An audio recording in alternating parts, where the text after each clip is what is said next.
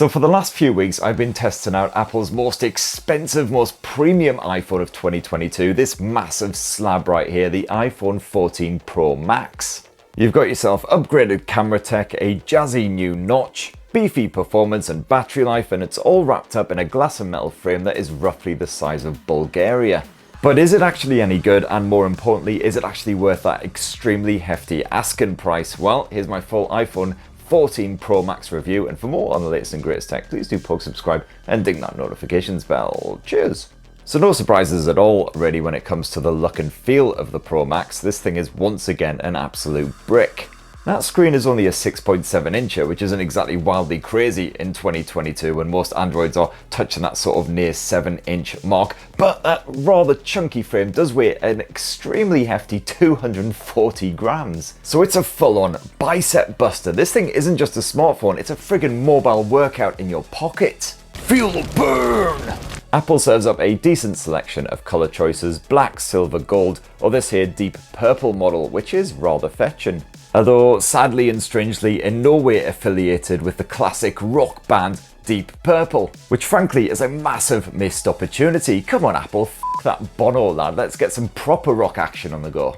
Around back, the matte finish does a great job resisting nasty fingerprints, plus those materials are tougher than a concrete Jason Statham. No scratches, chips or anything after all this time, while those cameras are also protected with sapphire glass. Unfortunately, however, the iPhone 14 Pro Max's display hasn't fared as well at all. I've been handling this thing with extreme care, and yet still we've got a massive scratch right down the middle of that display, several smaller scratches scattered around as well. So if you're going to spend this amount of money on a smartphone, definitely slap some sort of screen protector on there. And as usual, you got full IP68 water and dust resistance here, and my iPhone 14 Pro Max has been submerged a good few times in the past few weeks, no troubles whatsoever. If you try charging while there's some water still in that bottom orifice, then it just says straight up nope. But anyway, let's have a squint at the software, and Apple's latest iOS 16 is slapped on here, which packs in a fair new features, including some Pro Max exclusives. One of the most highlighted features here on the iPhone 14 Pro Max is that dynamic island, or morphing floater,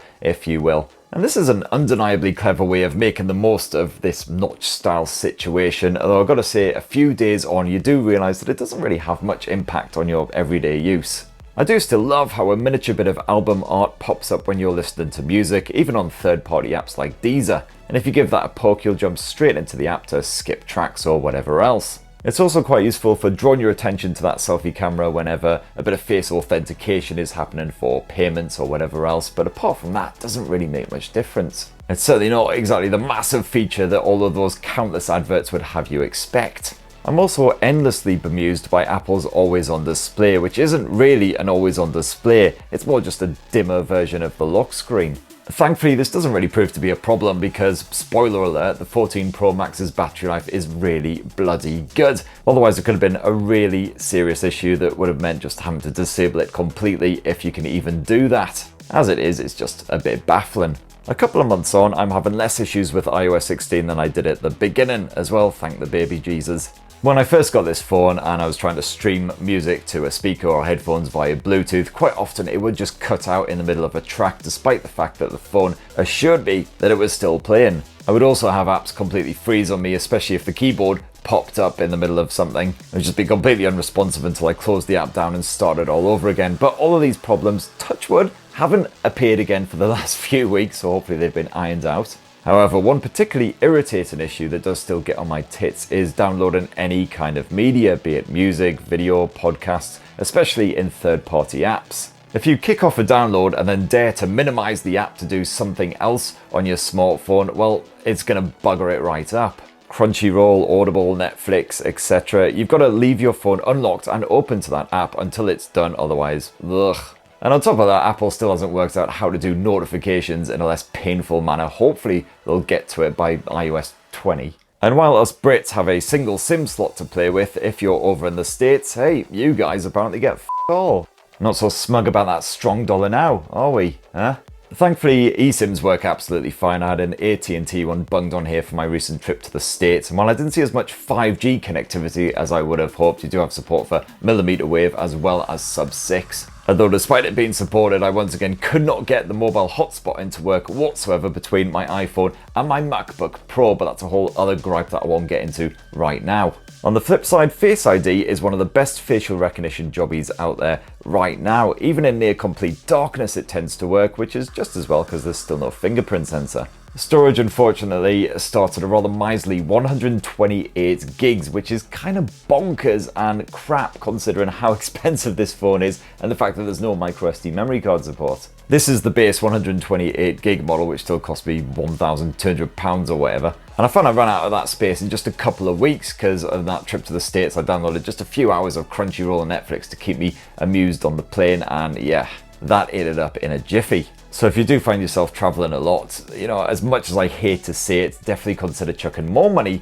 at Apple for at least the 256 gig model. Now, Apple has once again slapped a 6.7-inch Super Retina XDR display on the iPhone 14 Pro Max, and it's a proper feast for your peepers. The 2796 by 1290 pixel resolution means supremely sharp visuals, while HDR video in particular looks incredibly lifelike. There's no issues here with the auto brightness, which can merrily counter any glare. The only time I really struggled to see what was happening involved some serious midday Hawaiian sun. And all of iOS's animations look silky super smooth thanks to that 120Hz refresh rate. Unfortunately, the big problem here is that obnoxious floater, which really gets in the way when you go full screen in apps like YouTube and Netflix, and also when you are gaming.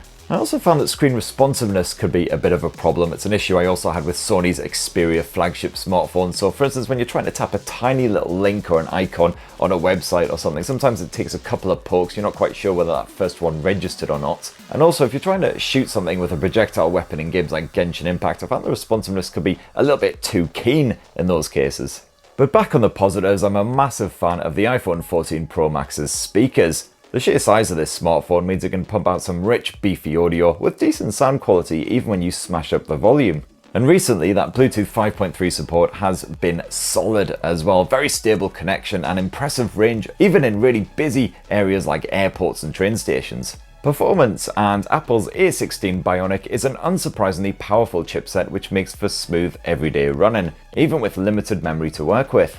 Jitters are extremely rare and I haven't had any app crashes whatsoever for several weeks now, while the iPhone 14 Pro Max can merrily keep dozens of apps running in the background, albeit not actually doing that much, especially if you want them to download stuff. And gamers should be more than satisfied with the performance you get out of this thing as well. Even more demanding fare like Genshin Impact runs absolutely perfect on the highest detail settings at 120 frames per second. It's a gorgeously smooth experience. And while iOS still doesn't serve up any proper dedicated gaming tools, you can at least set up a game and focus mode so only utterly vital apps and your least annoying friends or family members can actually interrupt your Genshin sesh. Now, one of the biggest advantages of getting this enormous Pro Max model is the excellent battery life. Even if you're the sort of person who leaps merrily out of bed at 4:30 in the morning to maximize their day, chances are you won't have to plug this massive bastard in again until you finally slide under the sheets, even if that's after midnight because you've been out partying like some kind of no sleep needing weirdo. I found that with the iPhone 14 Pro Max model, I get generally at least 6 to 7 hours of screen on time, and that's with plenty of mixed use, including some heavy camera use, lots of media streaming, a little bit of gaming here and there as well. And when you do need to refill this smartphone, sadly it is still a lightning port on this thing, and I have to wait a wee bit longer for that Type-C to finally arrive. And that arse end definitely gets rather toasty when you do plug in the iPhone 14 Pro Max and it's been charging for a little while, although not to like finger melting sort of temperatures, thankfully. You do have the option of wireless charging as well. Now finally, those optics. And the iPhone 14 Pro Max boasts an upgraded 48 megapixel primary camera sensor, now with improved optical image stabilization. But does that mean that your photos and videos will look even nicer than ever before? Well, in general, the iPhone performs really well with natural light, and even quite harsh conditions like shooting into the sun won't automatically mean you get a terrible pic. Halo effects and flaring aren't too bad at all, if not quite as good as rival phones with Zeiss lenses. Snap a pic of a vibrant subject like a pretty flower, or this frankly ugly pumpkin which looks like a stomach twist in close-up of a teenager's facial pose, and you'll get eye-creamingly pleasing results. Sweeping vistas also tend to come out well, packed with impressive detail and boasted natural sky tones. My portrait shots also looked rather lovely, with a successful bit of bokeh style blurring and the usual filters for more extreme effects. Unfortunately, ambient and low light shots can look rather flat and grainy still, despite the larger sensor and pixel binning, while moving subjects will inevitably end up all blurry. It's here that the Pixel phones show their superiority, especially as Apple's night mode isn't quite as dependable as Google's night sight. Once again, the Pro Max comes packing a 12 megapixel ultra-wide-angle lens with 120-degree field of view, and this can again cope quite well with strong HDR situations with only slightly warmer colours on display. And this is also automatically swapped to for macro shots if that's right up your alley. When you start to zoom, the primary sensor handles the action until you hit the 3x level, at which point the dedicated 12 meg telephoto shooter takes over. This serves up more basic optical image stabilization, but it's still more than good enough to get a stable shot without much trouble. Unfortunately, however, the maximum zoom here is 15x, which is inferior to many Android rivals. But while the likes of the Pixel 7 Pro offers sharper, better looking telephoto pics, the iPhone should satisfy anyone who's hoping to get a perfect touristy shot, or just an unobtrusive snap of their kids, cats, whatever. For home movies, you can capture footage at up to 4K resolution with your choice of 24, 30 or 60 frames per second. This once again stumbles somewhat in low light conditions, offering murky visuals and some soft focus which pales in comparisons to rivals like Oppo's Find X5. But in better light, you will get sharp, attractive looking video with minimal disruption when you're cycling between the different lenses. You've also got a cinematic mode which adds bokeh style blur into your footage, and you've got an action mode too which helps to smooth out your video when you are moving and shooting simultaneously. No bother with audio capture either, those mics do a bang up job. And then last up for your selfie needs, you've got a 12 meg camera with autofocus, and it's the same old story here. This works just fine in most lighting conditions, but things do get grainy and blurry when the lighting ain't great.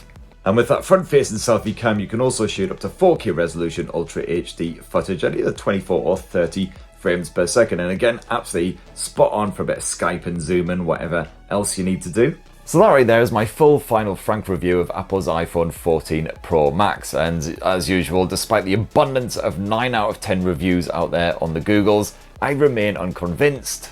It's certainly not a bad phone, but it is a flawed flagship. It is stupidly massive and heavy. Some of those iOS features definitely need a bit of work. That dynamic island is, nice and all, but it is still hideously intrusive. And you will find superior optics and better specs in general on more affordable Android phones. That all said, the iPhone 14 Pro Max does undeniably absolutely rule when it comes to battery life. Absolutely stellar performance from this thing as well. And if you're already an iPhone fan, you'll undoubtedly enjoy it because it does improve on several aspects of previous smartphones. Although if you've got last year's iPhone 13, I definitely would say hold off on upgrading because it doesn't do enough to justify that expense. So that's what I think. Anyway, I'm braced for the comments below. Please let me know your own thoughts, how you're getting on with the iPhone 14 Pro Max if you've got it, or if you just think I'm talking a load of toss, then definitely feel free to fire your thoughts down below. Please do plug subscribe and ding that notifications bell for more on the latest and greatest tech, and have yourselves a ruddy, wonderful rest of the week. Cheers everyone. Love you.